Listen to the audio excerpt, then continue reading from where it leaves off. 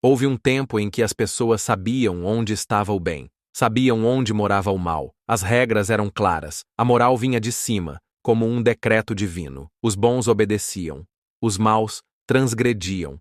Era simples, confortável e falso. Então veio ele, Nietzsche. Não como um profeta gritando nas praças, mas como um sussurro cortante no ouvido de quem ousava pensar. E se tudo isso for uma ilusão, além do bem e do mal, não é um livro fácil, não tem respostas prontas, não tem heróis, não oferece conforto, mas também não mente. Ele parte de uma pergunta simples, quase infantil, e por isso perigosa. E se a moral que seguimos não for a verdadeira? E se não houver a verdade? Nietzsche não quer te ensinar o que pensar. Ele quer que você desconfie. Quer que você encoste na parede tudo aquilo que te ensinaram a aceitar sem questionar. Deus, virtude, verdade, justiça, amor, altruísmo, a própria ideia de bondade, porque para ele, a moral tradicional, essa que nos diz o que é certo e o que é errado, não nasce da luz, mas do medo que os fracos têm dos fortes, da raiva dos que se sentem pequenos diante dos que ousam. É a moral dos ressentidos, dos que não podem conquistar, e por isso chamam de mal tudo aquilo que os lembra de sua impotência. Ele observa, os poderosos da antiguidade não se perguntavam se eram bons, eles simplesmente eram. Agiam, criavam, mandavam.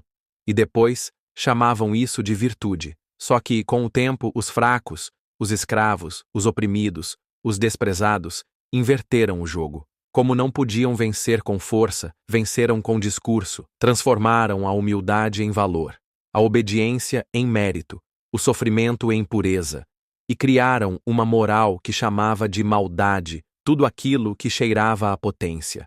A vida, o impulso criador.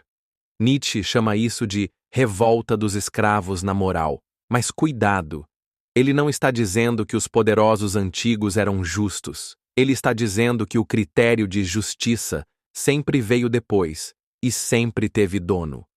O que ele quer é rasgar o véu, mostrar que a moral que te ensinaram tem um preço, que toda regra que parece universal foi escrita por alguém, que toda ideia de certo e errado serve a algum interesse. E mais importante, que seguir essa moral cega, sem perceber o que ela faz com você, é o que te mata por dentro. Porque a moral do ressentido não apenas condena os fortes, ela enfraquece todos. Ela diz, não ouse, não brilhe, não vá além, seja modesto, seja igual. E com isso, ela domestica, corta as asas, torna você previsível, morno, obediente. Nietzsche não quer um mundo sem valores.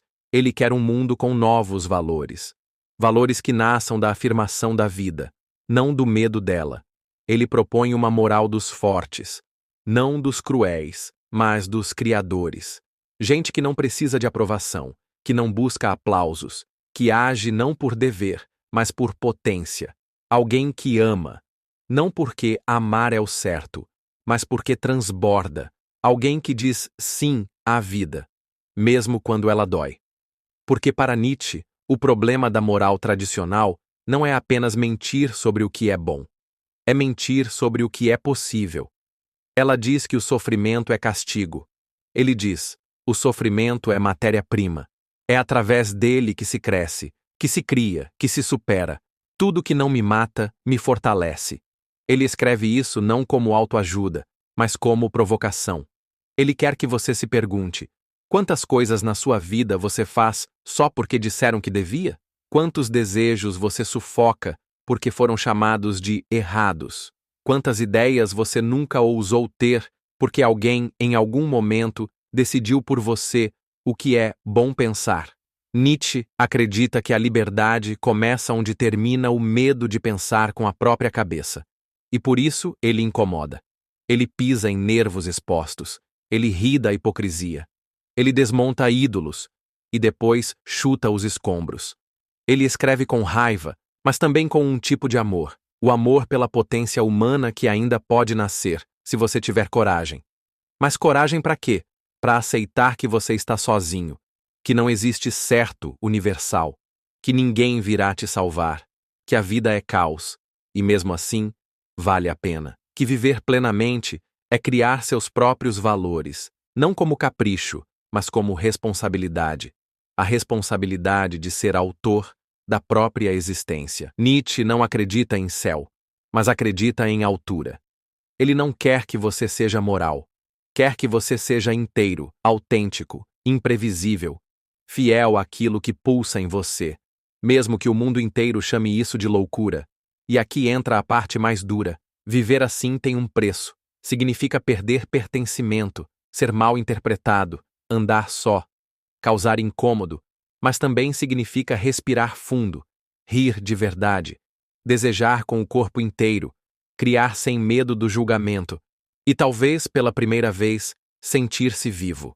Porque viver além do bem e do mal não é viver sem ética, é viver com a ética que nasce do encontro consigo mesmo. Uma ética difícil, incômoda, mas honesta. Nietzsche não quer seguidores, quer livres, e isso assusta. A maioria prefere a cela segura do bem tradicional, mesmo que essa cela aperte, mesmo que fira, mesmo que mate aos poucos, porque do lado de fora há vento, há queda, há solidão, mas também há céu. E você prefere o conforto de estar certo ou a vertigem de ser livre? Talvez, no fim, seja essa a escolha, entre obedecer regras feitas por mortos ou escrever com o próprio sangue uma nova forma de viver. Não há manual, não há mapa, só o abismo e a coragem de olhar dentro dele sem piscar. Nietzsche te estende a mão, não para te guiar, mas para te empurrar. E você, vai cair ou vai voar?